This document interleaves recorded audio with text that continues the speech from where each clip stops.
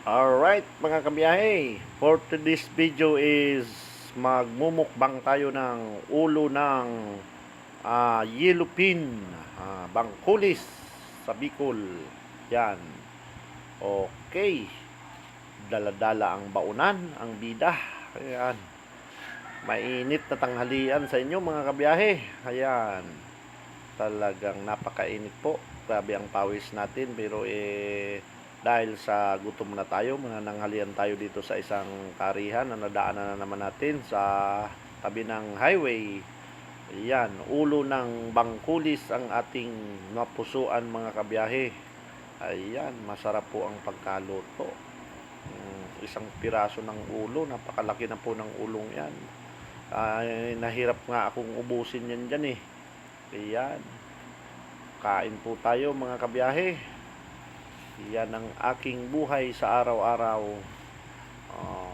At ang aking mga vlog ay ganito na lang. At yun na lang pinakang kumbaga free time ko sa tanghali at sa umagahan pagkakain. Yun, free at panay. Siyempre po, nagda-drive tayo ay wala tayong time at saka may ginagawa tayo pag nagli-layout tayo ng mga order.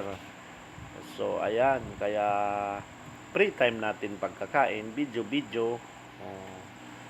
Yan, sinipon tayo pati dyan mga kabiyahe. Medyo masama ang panlasa natin pero kaya nadali tayo dun sa ating kasalan.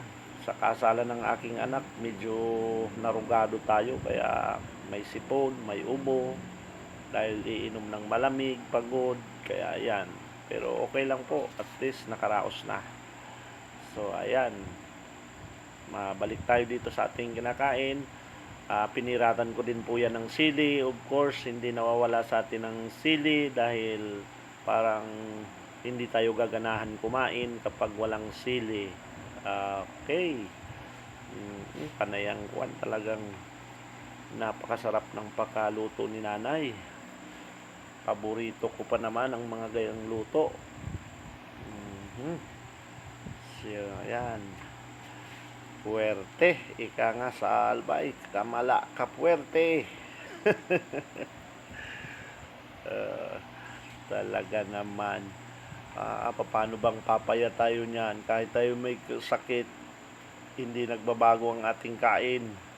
Paano papayat? Hindi na papayat.